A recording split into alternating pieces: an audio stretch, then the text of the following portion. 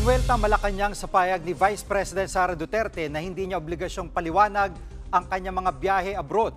Live mula sa TV5 Media Center, nangunguna sa balita si News 5 Palace Correspondent Maricel Alili. Maricel, ano ang sagot ng palasyo kay VP Sara?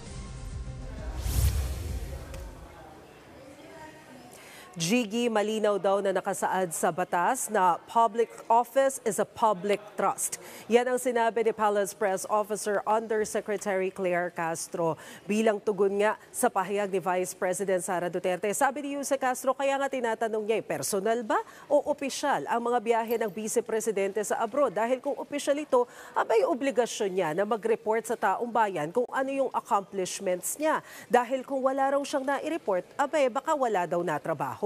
Ikinumpara pa nga ni Undersecretary Claire Castro kay Pangulong Bongbong Marcos si Vice President Sara Duterte. Ang sabi ni Jose Castro, kapag bumabiyahe sa abroad si Pangulong Bongbong Marcos, inire-report niya sa bahayan kung ano yung mga nagawa niya. Kabilang na nga dyan yung pagkakaligtas kay Mary Jane Veloso mula sa death row, pagbabalik sa bansa ni Representative Arnie Teves, yung pagkaka-recover kay Alice Guo at yung pinaka-recent na trip ni Pangulong Bongbong Marcos, yung pagpunta niya sa Japan. Sinabi rin daw nila na para ito sa tourism industry. So kapag ka daw may natatrabaho, ito daw yung mga bagay na ipinagmamalaki. Naritong bahagi ng pahayag ni Undersecretary Claire Castro.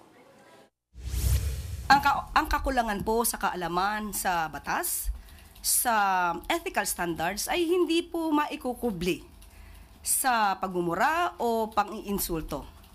Simple lang naman po. Bakasyon o trabaho. Siya naman po ang nagbanggit na nagtatrabaho. Not on a holiday.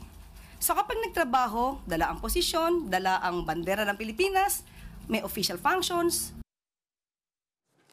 Sa ibang usapin, Maricel, lumabas sa isang survey na mas maraming Pilipinong gustong bumalik ang Pilipinas sa Rome Statute, ang kasunduang nagtatag sa ICC. May pasya na bang Malacanang tungkol dito? Sa ngayon, Gigi, ito raw bagay na ito ay hindi pa napapag-usapan ng Pangulong Bongbong Marcos. Pero ang siniguro naman ni Undersecretary Claire Castro, kapag may mga ganitong pag-aaral, nakikinig naman daw si Pangulong Bongbong Marcos sa sentimiento ng gayon man, sa ngayon ay wala pa daw ibinabahagi na anumang ang Pangulo tungkol dito sa usapin ng pagsampi ng Pilipinas sa ICC. Gigi? At meron pa bang update sa balasahan sa gabinete at anong pahayag na Malacanang sa interest si Secretary Remulla na mag-apply bilang ombudsman?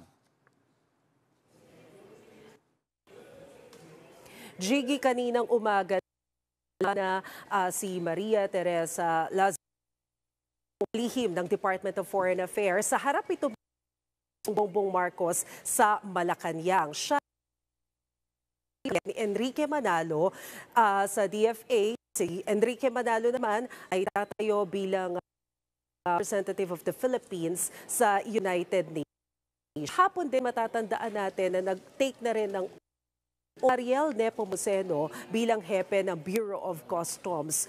Pinalitan naman niya si Bienvenido Rubio. Pero ang sinabi dyan ni Undersecretary Claire Castro kanina, kabuuan 6 na mga opisyal na Bureau of Customs ang napalitan. Kabilang na nga dyan si Rubio. Pero hindi naman daw ito connected sa anomalya.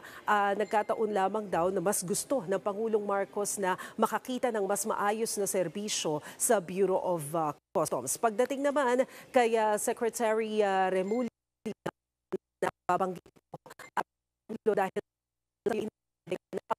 ng Pangulo sa Ombudsman. Narito ang pahayag ni Yusuf. Yan pong ulat ni Maricel Alili live mula sa TV5 Media Center. Mga kapatid, Jig Manikad po, pagdating sa mahalagang balita sa loob at labas ng bansa, dapat una sa lahat, mag-follow at mag-subscribe na sa social media pages ng News 5.